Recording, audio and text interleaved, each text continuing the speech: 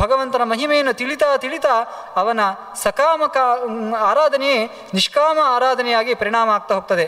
ನಿಧಾನವಾಗಿ ಸಜ್ಜನರ ಸಂಘದಿಂದಾಗಿ ಅವನು ನಿಷ್ಕಾಮವಾಗಿ ಭಗವಂತನ ಪ್ರೀತಿಯ ಭಗವಂತನ ಅನುಗ್ರಹ ಬಿಟ್ಟು ನನಗೆ ಏನೂ ಬೇಡ ಎನ್ನತಕ್ಕಂತಹ ಆ ನಿಷ್ಕಾಮ ಆರಾಧನೆಯಲ್ಲಿ ತೊಡಗುತ್ತಾನೆ. ಹೀಗೆ ಲೋಕದಲ್ಲಿ ಅನೇಕ ಬಗೆಯ ಸಾಧಕರಿರಬಹುದು. ಅದರಲ್ಲಿ ಯಾರು ನಿಷ್ಕಾಮವಾಗಿ ಭಗವತ್ ತತ್ವಜ್ಞಾನವನ್ನು ನಿರಂತರ ಶಾಸ್ತ್ರಗಳಲ್ಲಿ ಮುಳುಗಿ ಆ ಭಗವಂತನ ಚಿಂತನೆಯಲ್ಲೇ ಮುಳುಗಿಕೊಂಡು ಯಾರು ಭಗವಂತನ ಆರಾಧನೆಯನ್ನು ಮಾಡ್ತಾರೆ ಅಂಥವರ ಸಂಘವನ್ನು ಮಾಡಬೇಕು. ಅವರ ಬಳಿಯಲ್ಲಿ ಜ್ಞಾನದ ಭಿಕ್ಷೆಯನ್ನು ನೀಡಬೇಕು ಎಂಬುದಾಗಿ ವೈಷ್ಣವರ ಸಂಘ ಮಾಡಿದರೆ ನಿಷ್ಕಾಮ ಕರ್ಮಗಳಲ್ಲಿ ಹೋಗ್ತೇವೆ, ಅವೈಷ್ಣವರ ಸಂಘವನ್ನು ಮಾಡಿದರೆ ಸಕಾಮ ಕರ್ಮಗಳಲ್ಲಿಯೇ ನಮ್ಮ ಅನುಷ್ಠಾನ ಹೋಗ್ತಾ ಇರ್ತದೆ ಅನ್ನತಕ್ಕಂಥ ಒಂದು ಮಾತನ್ನು ಹೇಳ್ತಾರೆ. ಈ ಸಂದರ್ಭದಲ್ಲಿ ನಮ್ಮ ಜೀವನ ಸಾರ್ಥಕ ಆಗಬೇಕು ಅಂತ ಹೇಳಿದ್ರೆ ಒಂದು ಸಜ್ಜನರ ಸಂಘವನ್ನು ಮಾಡಬೇಕು. ಮತ್ತೊಂದು ನಮ್ಮ ಜೀವನದಲ್ಲಿ ಭಗವಂತ ನಮಗೆ ಏನೇನನ್ನು ಕೊಟ್ಟಿದ್ದಾನೆ ಅದೆಲ್ಲವನ್ನು ಭಗವಂತನಿಗೆ ಅರ್ಪಣೆ ಮಾಡ್ತಕ್ಕಂತಹ ಒಂದು ಭಾವ ನಮ್ಮಲ್ಲಿ ಬರಬೇಕು. ಅದಕ್ಕೋಸ್ಕರ ಜೀವನದಲ್ಲಿ ಅನೇಕ ಬಗೆಯ ದಾನವನ್ನು ಮಾಡಬೇಕು. ಆ ದಾನದ ಮಹಿಮೆಯನ್ನು ವಿಸ್ತಾರವಾಗಿ ಹೇಳ್ತಾ ಹೋಗ್ತಾರೆ. ಅನೇಕ ಬಗೆಯ ಕರ್ಮ ವಿಪಾಕಗಳನ್ನು, ಕರ್ಮದ ಸೂಕ್ಷ್ಮಗಳನ್ನು ಹೇಳ್ತಾ ಅನ್ನದಾನಾತ್ ಪರಂ ದಾನಂ ನ ಭೂತಂ ನ ಭವಿಷ್ಯತಿ. ಅನ್ನದಾನಕ್ಕಿಂತ ಮಿಗಿಲಾದಂತಹ ದೊಡ್ಡ ದಾನ ಇಲ್ಲ. ನಮಗೆ ಭಗವಂತ ಎಷ್ಟು ಸಾಮರ್ಥ್ಯ ಕೊಟ್ಟಿದ್ದಾನೆ ಆ ಸಾಮರ್ಥ್ಯಕ್ಕೆ ಅನುಗುಣವಾಗಿ ಕಷ್ಟದಲ್ಲಿ ಇರುವವರಿಗೆ ಅನ್ನದಾನವನ್ನು ಮಾಡಬೇಕು. ನಾತ್ರ ಪಾತ್ರ ಪರೀಕ್ಷಾ ಸ್ಯಾತ್ ನಕಾಲ ನಿಯಮ ಕ್ವಚಿತ್ ಅಂತ ತುಂಬ ಸುಂದರವಾದ ಮಾತನ್ನು ಹೇಳ್ತಾರೆ. ಯಾವುದೇ ದಾನವನ್ನು ಮಾಡಬೇಕಾದ್ರೆ ಅಲ್ಲಿ ಪಾತ್ರ ಪರೀಕ್ಷೆ ಎನ್ನುವಂಥದ್ದು ತುಂಬ ಮುಖ್ಯ. ಎಂತಹ ಪಾತ್ರರಿಗೆ ನಾವು ಆ ದಾನವನ್ನು ಮಾಡ್ತೇವೆ ಅದಕ್ಕೆ ಅನುಗುಣವಾಗಿ ನಾವು ಫಲವನ್ನು ಪಡಿತೇವೆ. ಅದು ಎಷ್ಟೇ ದೊಡ್ಡ ವಸ್ತು ಆಗಿರಬಹುದು. ಒಳ್ಳೆಯ ಸಜ್ಜನರಿಗೆ ನಾವು ಆ ದಾನವನ್ನು ಮಾಡಿದರೆ ನಮ್ಮಲ್ಲೂ ಕೂಡ ಆ ಸಜ್ಜನಿಕೆ ಎನ್ನುವಂಥದ್ದು ಬರುತ್ತದೆ. ನಾವು ದುರ್ಜನರಿಗೆ ದಾನವನ್ನು ಮಾಡಿದರೆ ಆ ದುರ್ಜನ ಗುಣಗಳು ನಮ್ಮಲ್ಲಿ ನಿಧಾನವಾಗಿ ಬೆಳೀತಾ ಹೋಗ್ತದೆ. ಅದರಲ್ಲಿಯೂ ವಿಶೇಷವಾಗಿ ಹೇಳಬೇಕಾದ್ರೆ ಚಿಕ್ಕ ಮಕ್ಕಳಿಗೆ ಯಾರು ಒಳ್ಳೆಯ ವಿದ್ಯೆಯನ್ನು ಸಂಪಾದನೆ ಮಾಡ್ತಿದ್ದಾರೆ ಅಂಥವರಿಗೆ ನಾವು ದಾನವನ್ನು ಮಾಡ್ತಿದ್ದರೆ ಭಗವಂತ ನಮಗೂ ಕೂಡ ಜನ್ಮಾಂತರಗಳಲ್ಲಿ ಆ ಒಳ್ಳೆಯ ವೇದ ವಿದ್ಯೆಯನ್ನು, ಶಾಸ್ತ್ರ ವಿದ್ಯೆಯನ್ನು ಭಗವಂತ ಅನುಗ್ರಹ ಮಾಡ್ತಾನಂತೆ. ಯಾರು ಕೆಟ್ಟ ವಿದ್ಯೆಯಲ್ಲಿ ತೊಡಗಿದ್ದಾರೆ ಅಂಥವರಿಗೆ ನಾವು ದಾನವನ್ನು ಮಾಡಿದ್ದಾರೆ ಭಗವಂತ ಅದಕ್ಕೆ ಅನುಗುಣವಾಗಿ ನಮಗೆ ಕೆಟ್ಟ ಜ್ಞಾನವನ್ನೇ ಭಗವಂತ ಕೊಡ್ತಾನಂತೆ. ನಾನು ದಾನ ಮಾಡಿದ್ದೇನೆ ಭಗವಂತ ಅನುಗ್ರಹ ಮಾಡ್ತಾನೆ ಅಂತ ಅಂದುಕೊಳ್ತೇವೆ. ಆದರೆ ಯಾವ ರೀತಿಯ ಪಾತ್ರರಿಗೆ ನಾವು ದಾನವನ್ನು ಮಾಡ್ತೇವೆ ಅದಕ್ಕೆ ಅನುಗುಣವಾಗಿ ನಾವು ಫಲವನ್ನು ಪಡಿತೇವೆ. ಆದರೆ ಅನ್ನದಾನ ಮಾತ್ರ ಎಲ್ಲ ದಾನಗಳಿಗಿಂತ ಒಂದು ವಿಶೇಷವಾದದ್ದು.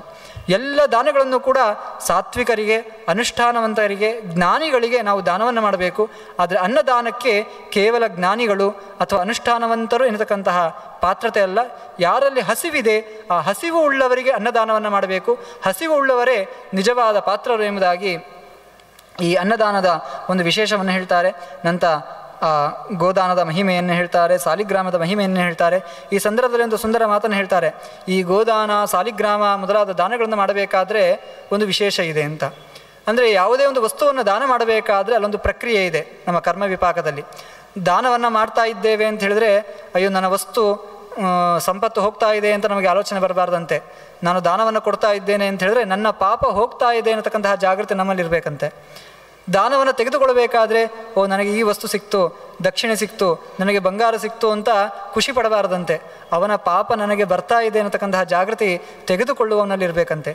ಹೀಗೆ ದಾನ ಎನ್ನುವಂಥದ್ದು ಪುಣ್ಯ ಪಾಪಗಳ ವಿನಿಮಯ. ದಾನ ಕೊಡುವವನಿಗೆ ಪುಣ್ಯ ಪ್ರಾಪ್ತಿಯಾಗುವಂಥದ್ದು. ಹರಿವಂಶ ಒಂದು ಸಂದರ್ಭದಲ್ಲಿ ಹೇಳ್ತದೆ, ದಾನ ಕೊಡುವವನು ಖುಷಿ ಪಡಬೇಕಂತೆ, ತೆಗೆದುಕೊಳ್ಬೇಕಾದ್ರೂ ದುಃಖ ಪಡಬೇಕಂತೆ. ಇವತ್ತು ನಾವು ದಾನ ತೆಗೆದುಕೊಂಡಾಗ ಖುಷಿ ಪಡ್ತೇವೆ, ನನಗಿದು ಸಿಕ್ತು ಅಂತ. ಕೊಡಬೇಕಾದ್ರೆ ಅಯ್ಯೋ ಇಷ್ಟು ಖರ್ಚಾಯಿತು ಅಂತ ಒಂದು ಆಲೋಚನೆ ಮಾಡ್ತೇವೆ. ಹಾಗಲ್ವಂತೆ ಕೊಡಬೇಕಾದ್ರೆ ನನಗೆ ಇಷ್ಟು ಪುಣ್ಯ ಸಿಕ್ತು ಅಂತ ಖುಷಿ ಪಡಬೇಕಂತೆ.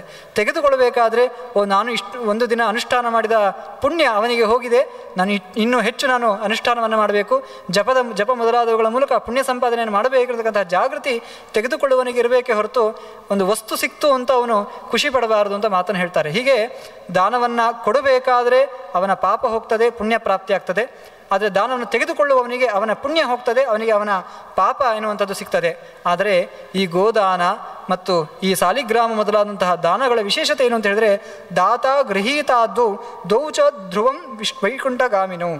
ಈ ಗೋದಾನ ಮತ್ತು ಸಾಲಿಗ್ರಾಮ ಮೊದಲಾದ ದಾನಗಳನ್ನು ಮಾಡಬೇಕಾದ್ರೆ ಕೊಡುವವನಿಗೂ ಪುಣ್ಯ, ತೆಗೆದುಕೊಳ್ಳುವವನಿಗೂ ಪುಣ್ಯ ಅಂತ. ಗೋದಾನವನ್ನು ತೆಗೆದುಕೊಂಡ್ವಿ, ಅಯ್ಯೋ ನನಗೆ ತುಂಬ ಅವನ ಪಾಪ ಬಂತು ಅಂತ ನಾವು ದುಃಖ ಪಡಬಾರದಂತೆ. ಮುಂದೆ ಆ ಗೋವನ್ನು ಒಳ್ಳೆ ರೀತಿಯಲ್ಲಿ ಗೋವಿನ ಸೇವೆಯನ್ನು ಮಾಡಿ ಪುಣ್ಯ ಸಂಪಾದನೆಯನ್ನು ಮಾಡಲಿಕ್ಕೆ ಒಂದು ಮಾರ್ಗ. ಆದ್ದರಿಂದಾಗಿ ದಾನ ತೆಗೆದುಕೊಂಡವನಿಗೂ ಪುಣ್ಯ. ಸಾಲಿಗ್ರಾಮ ದಾನವನ್ನು ತೆಗೆದುಕೊಳ್ಬೇಕಾದ್ರೆ ನಂತರ ಪ್ರತಿನಿತ್ಯ ಅದರ ಅರ್ಚನೆಯನ್ನು ಮಾಡಿ ಪೂಜೆಯನ್ನು ಮಾಡಿ ಭಗವಂತನ ಪೂಜೆಯನ್ನು ಮಾಡಲಿಕ್ಕೆ ಭಗವಂತ ಅವಕಾಶ ಕೊಟ್ಟಿದ್ದಾನೆ ಅಂತ ಸಂತೋಷವನ್ನೇ ಪಡಬೇಕು.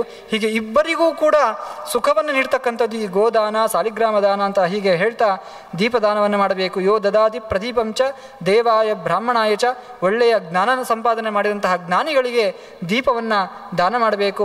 ಈ ಎಲ್ಲ ದಾನಗಳ ಸಂದರ್ಭದಲ್ಲಿ ಸತತಂ ಶ್ರೀ ಹರೇರ್ ನಾಮ ಭಾರತೀಯೋ ಜಪೇಂದರಃ ಸಯೇವ ಚಿರಜೀವಿ ಚ ತಥೋ ಮೃತ್ಯು ಪಲಾಯಿತೆ ಅಂತ ದಾನವನ್ನು ಕೊಡಬೇಕಾದ್ರೆ ಮುಖ್ಯ ಕರ್ತವ್ಯವನ್ನು ಹೇಳ್ತಾರೆ. ಆ ದಾನಗಳನ್ನು ಕೊಡಬೇಕಾದ್ರೆ ಒಂದೊಂದು ವಸ್ತುಗಳಿಗೆ ಒಂದೊಂದು ಸಂಬಂಧಪಟ್ಟಂಥ ವಿಶೇಷ ಮಂತ್ರಗಳನ್ನು ಶಾಸ್ತ್ರಗಳು ನಿರೂಪಣೆ ಮಾಡ್ತವೆ. ಆ ಮಂತ್ರಗಳು ನಮಗೆ ಗೊತ್ತಿಲ್ಲದೇ ಇದ್ದರೂ ಕೂಡ ಯಾರಿಗೆ ಏನನ್ನೇ ಕೊಡಬೇಕಾದ್ರೂ ಕೂಡ ಶ್ರೀಕೃಷ್ಣಾಯ ನಮಃ ಅಂತ ಕೃಷ್ಣ ನಾಮಸ್ಮರಣೆಯನ್ನು ಮಾಡಿ ನಾವು ದಾನ ಕೊಟ್ಟರೆ ಮಾತ್ರ ಆ ದಾನದಿಂದಾಗಿ ನಮಗೆ ಭಗವಂತ ಅನುಗ್ರಹ ಮಾಡ್ತಾನಂತೆ. ಯಾಕೆಂದರೆ ನಾವು ಯಾವುದಾದ್ರು ವ್ಯಕ್ತಿಗೆ ನಾವು ಒಂದು ದಾನವನ್ನು ಕೊಟ್ಟರೆ ಆ ಪುಣ್ಯವನ್ನು ಕೊಡುವವನಾಗಲಿ ಅಥವಾ ಒಳ್ಳೆಯ ಫಲವನ್ನು ಕೊಡುವವನಾಗಲಿ ಆ ತೆಗೆದುಕೊಂಡ ವ್ಯಕ್ತಿಯಲ್ಲ ಭಗವಂತ.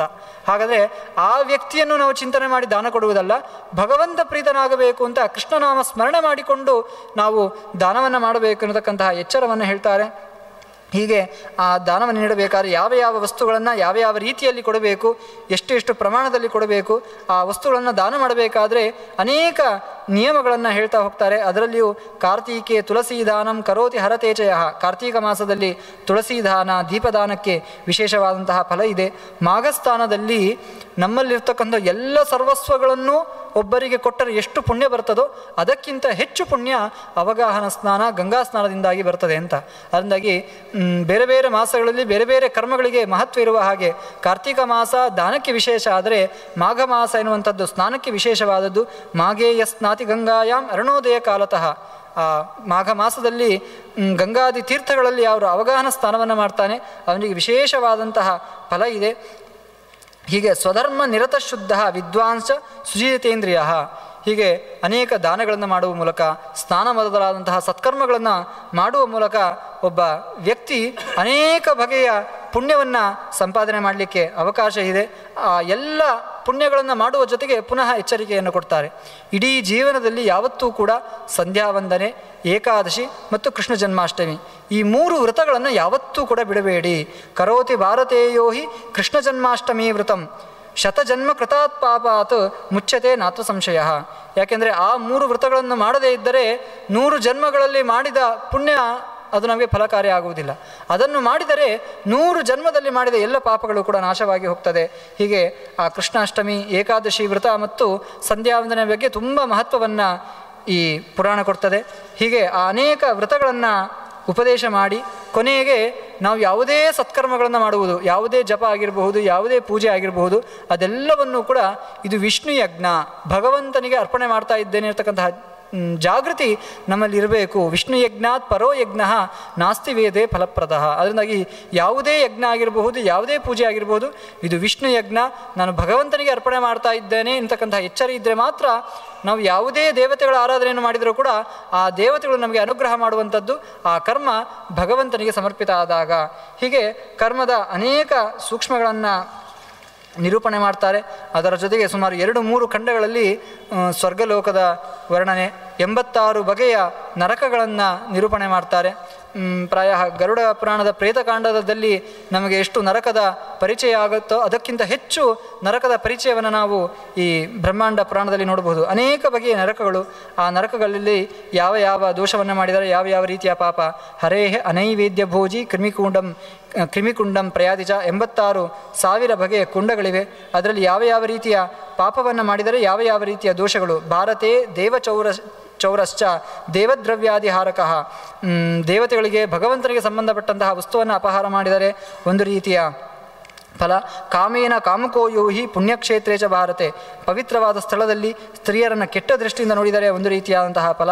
ಗ್ರಾಮಂ ವಾ ನರಕಂ ವಾಪಿ ದಾಹನಂ ಯಕ್ಕರೋತಿ ಚ, ಒಂದು ಗ್ರಾಮದಲ್ಲಿ ಒಳ್ಳೆಯ ರೀತಿಯ ಧರ್ಮ ನೆಲೆ ನಿಂತಿರ್ತದೆ, ಅದರಲ್ಲಿ ಹೋಗಿ ಬೇಡದ ಉಪದೇಶಗಳನ್ನು ಮಾಡಿ ನಾವು ಧರ್ಮವನ್ನು ನಾಶ ಮಾಡಿದರೆ ಒಂದು ರೀತಿಯ ನರಕ. ಬಾಂಧವೇಶು ಚ ವಿಪ್ರೇಶು ಕುರುತೆ ವಕ್ರತಾಂ ನರಃ, ಒಂದು ಕುಟುಂಬದಲ್ಲಿ ಒಂದು ಮನೆಯಲ್ಲಿ ಒಬ್ಬರನ್ನು ತಾತ್ಸಾರದಿಂದ ನೋಡುವುದು, ಒಬ್ಬರನ್ನು ವಕ್ರ ಬುದ್ಧಿಯಿಂದ ನೋಡುವಂಥದ್ದು, ಒಬ್ಬರನ್ನು ಕೀಳಾಗಿ ನೋಡುವಂಥದ್ದು, ಇಂಥದ್ದು ವಜ್ರಕುಂಡ ಎನ್ನತಕ್ಕಂತಹ ನರಕಕ್ಕೆ ಕಾರಣ ಆಗ್ತದೆ. ಹೀಗೆ ವಿಸ್ತಾರವಾದ ಪಟ್ಟಿಯನ್ನು ಮಾಡ್ತಾರೆ. ಅನೇಕ ರೀತಿಯ ಪಾಪಗಳನ್ನು ಮನುಷ್ಯ ಮಾಡ್ತಾನೆ. ಅದರಿಂದಾಗಿ ಜಾಗ್ರತೆಯಿಂದಾಗಿ ಇದ್ದು ಆ ಪಾಪಗಳನ್ನು, ಕೆಟ್ಟ ಕೆಲಸಗಳನ್ನು ಮಾಡದೆ, ಮತ್ತೊಬ್ಬರಿಗೆ ಅಪಕಾರಿಯಾಗದೆ, ತಾನೂ ಕೂಡ ತನ್ನ ಜೀವನ ಯಾವುದರಿಂದ ಸಾರ್ಥಕ ಆಗ್ತದೆ ಎನ್ನುವುದನ್ನು ತಿಳಿದು ಒಳ್ಳೆಯ ಬುದ್ಧಿಯಲ್ಲಿ ಹೋಗಬೇಕು. ಸ್ವಗುರೌ ಸ್ವ ಇಷ್ಟದೇವೇವ ಜನ್ಮದಾತರಿ ಮಾತರಿ ಕರೋತಿ ಭೇದ ಬುದ್ಧಿಮ್ಯಃ ಬ್ರಹ್ಮಹತ್ಯಾಂ ಲಭೇತ್ ಚ. ಗುರುಗಳಲ್ಲಿ, ಇಷ್ಟದೇವತೆ ಭಗವಂತನಲ್ಲಿ ಮತ್ತು ಜನ್ಮ ನೀಡದ ತಾಯಿಯಲ್ಲಿ, ತಂದೆಯಲ್ಲಿ, ಇವರಲ್ಲಿ ಯಾವತ್ತೂ ಕೂಡ ನಾವು ಕೀಳುತನವನ್ನು ನೋಡಬಾರದು. ಅವರಲ್ಲಿ ಗೌರವ ಭಾವದಿಂದಾಗಿ ನಾವು ಇರಬೇಕು. ವಿಷ್ಣು ವೈಷ್ಣವ ಭಕ್ತೇಶು ಬ್ರಾಹ್ಮಣೇಶು ಇತರೇಶು ಚ ಕರೋತಿ ಸಮತಾಂ ಯೋಹಿ ಬ್ರಹ್ಮಹತ್ಯಾಂ ಲಭೇತ್ ನರಃ. ತುಂಬ ಸುಂದರವಾದ ಮಾತನ್ನು ಹೇಳ್ತಾರೆ. ನಾವಿವತ್ತು ಲೋಕದಲ್ಲಿ ಸಮಾನತೆ ಎನ್ನತಕ್ಕಂತಹ ಮಾತನ್ನು ತುಂಬ ಪ್ರತಿನಿತ್ಯ ಕೇಳ್ತಕ್ಕಂತಹ ಶಬ್ದ. ಸಮಾನತೆ ಎನ್ನುವಂಥದ್ದು ಲೋಕದಲ್ಲಿ ಮುಖ್ಯ ಅಂತ. ಆ ಸಮಾನತೆಯ ಬಗ್ಗೆ ಬ್ರಹ್ಮವೈವರ್ತ ಪುರಾಣ ತುಂಬ ಚೆನ್ನಾಗಿ ಹೇಳ್ತದೆ. ಗೀತೆಯಲ್ಲಿಯೂ ಕೂಡ ಕೃಷ್ಣ ತುಂಬ ಸುಂದರವಾಗಿ ಹೇಳ್ತಾನೆ. ಬುದ್ಧಿವತ್ಸು ಚ ಪಾಪೇಶು ಸಮಬುದ್ಧಿರ್ ವಿಶಿಷ್ಯತೆ ಅಂತ. ಪಾಂಡಿತ್ಯೇಚ ಪಟುತ್ವೇಚ, ಜ್ಞಾನಿಗಳಾಗಿರಬಹುದು ಅಥವಾ ಎಷ್ಟೇ ದೊಡ್ಡ ಸಮರ್ಥ ವ್ಯಕ್ತಿಗಳಾಗಿರಬಹುದು, ಎಲ್ಲರಲ್ಲಿಯೂ ಕೂಡ ನಾವು ಸಮಾನತೆಯಿಂದಾಗಿ ಸಮಬುದ್ಧಿರ್ ವಿಶಿಷ್ಯತೆ, ನಮ್ಮಲ್ಲಿ ಸಮಾನತೆ ಇರಬೇಕು ಅಂತ. ಏನು ಸಮಾನತೆ ಎಂದರೆ ಏನು? ಗೀತಾಭಾಷ್ಯದಲ್ಲಿ ಅದನ್ನು ಆಚಾರ್ಯರು ತುಂಬ ಸುಂದರವಾಗಿ ಹೇಳ್ತಾರೆ. ಯಾರು ಸಾಧಕರು ಅಂತಿದ್ದಾರೆ ಅವರನ್ನು ಸಾಧಕರ ಹಾಗೆಯೇ ನೋಡಬೇಕು. ಯಾರು ಕೆಟ್ಟ ಕೆಲಸಗಳನ್ನು ಮಾಡ್ತಿದ್ದಾರೆ ಅವರನ್ನ ಕೆಟ್ಟ ಕೆಲಸ ದುಷ್ಟರನ್ನಾಗಿ ನೋಡಬೇಕು. ನಮಗೆ ಲೋಕದಲ್ಲಿ ಇವತ್ತು ಸಮಾನತೆ ಅಂತ ಹೇಳಿದರೆ ಒಳ್ಳೆಯವರನ್ನು ಕೆಟ್ಟವರನ್ನು ಎಲ್ಲರನ್ನೂ ಒಂದೇ ರೀತಿಯಲ್ಲಿ ನೋಡಬೇಕು ಅನ್ನತಕ್ಕಂತಹ ಒಂದು ಭ್ರಮೆ ನಮ್ಮಲ್ಲಿದೆ. ಹಾಗಲ್ಲ, ಬ್ರಹ್ಮವೈವರ್ತ ಪುರಾಣ ಹೇಳ್ತದೆ, ಯಾರೆಲ್ಲ ದೊಡ್ಡವರನ್ನು ಚಿಕ್ಕವರನ್ನು ಸಮಾನರಾಗಿ ನೋಡಿದರೆ ಅದಕ್ಕೆ ಒಂದು ರೀತಿಯಾದಂತಹ ಪಾಪ ಇದೆ. ಸಮಾನವಾದಂತಹ ಸಾಮರ್ಥ್ಯವುಳ್ಳವರನ್ನು ಮೇಲು ಕೀಳಿನ ಭಾವದಿಂದಾಗಿ ನೋಡಿದರೆ ಅದರಲ್ಲಿ ಒಂದು ರೀತಿಯಾದಂಥ ವಿಶೇಷ ಪಾಪ ಇದೆ. ಅದರಿಂದಾಗಿ ದೊಡ್ಡವರನ್ನು ದೊಡ್ಡ ಸ್ಥಾನದಲ್ಲಿ ನೋಡಬೇಕು, ಚಿಕ್ಕವರನ್ನು ಚಿಕ್ಕ ಸ್ಥಾನದಲ್ಲಿ ನೋಡಬೇಕು, ಸಾಧಕರನ್ನು ಸಾಧಕರ ಸ್ಥಾನದಲ್ಲಿ ನೋಡಬೇಕು, ಲೋಕಕ್ಕೆ ಬಾಧಕರಾಗಿರ್ತಕ್ಕಂತಹ ವ್ಯಕ್ತಿಗಳನ್ನು ಬಾಧಕರಾಗಿ ನೋಡಬೇಕು. ಹೀಗೆ ಅವರವರ ಸಾಮರ್ಥ್ಯ, ಅವರವರ ಗುಣವನ್ನು ತಿಳಿದು ಅವರಲ್ಲಿ ನಾವು ಚಿಂತನೆಯನ್ನು ಮಾಡಬೇಕು ಎನ್ನತಕ್ಕಂಥ ಹೀಗೆ ಕರ್ಮ ವಿಪಾಕಕ್ಕೆ ಸಂಬಂಧಪಟ್ಟಂತಹ ಅನೇಕ ಉಪದೇಶವನ್ನು ಮಾಡಿ ಆ ಯಮಧರ್ಮ ಸಾವಿತ್ರಿ ದೇವಿಗೆ ಕರ್ಮ ವಿಪಾಕದ ರಹಸ್ಯ ವಿಚಾರಗಳನ್ನು ನೀಡಿದ್ದಾನೆ. ನಂತರ ಅನೇಕ ಬಗೆಯ ಪಾಪಗಳನ್ನು ಹೇಳಿ ಅದಕ್ಕೆ ಯಾವ ಯಾವ ನರಕಗಳು ಸಿಗ್ತದೆ ಅಂತ ಹೇಳಿ, ನಂತರ ಆ ನರಕಗಳು ನಮಗೆ ಸಿಗಬಾರದು ಅಂತ ಹೇಳಿದ್ರೆ ಹೇಗಿರಬೇಕು ಅದಕ್ಕೂ ಕೂಡ ವಿಸ್ತಾರವಾಗಿ ಪರಿಹಾರಗಳನ್ನು ಯಮಧರ್ಮ ಉಪದೇಶ ಮಾಡ್ತಾ ಹೋಗ್ತಾನೆ. ನಮ್ಮ ಜೀವನ ಹೇಗಿರಬೇಕು? ವತ್ಸೆ ಚತುರ್ಷು ವೇದೇಶು ಧರ್ಮೋ ವೈ ಸಂಹಿತಾಶು ಚ. ವೇದಗಳಲ್ಲಿ, ಶಾಸ್ತ್ರಗಳಲ್ಲಿ ಇದೆಲ್ಲದಕ್ಕೂ ಕೂಡ ನಮ್ಮ ಜೀವನ ಹೇಗಿರಬೇಕು, ಯಾವುದು ಮಾಡಿದರೆ ಪುಣ್ಯ, ಯಾವುದು ಮಾಡಿದರೆ ಪಾಪ, ಇದೆಲ್ಲವನ್ನು ಕೂಡ ಹೇಳಿದ್ದಾರೆ. ಅದರಿಂದಾಗಿ ಮೊದಲು ನಾವು ಶಾಸ್ತ್ರಗಳ ಅಧ್ಯಯನಗಳಲ್ಲಿ ತೊಡಬೇಕು, ಶಾಸ್ತ್ರಗಳ ಪರಿಚಯವನ್ನು ಮಾಡಿಕೊಳ್ಳಬೇಕು.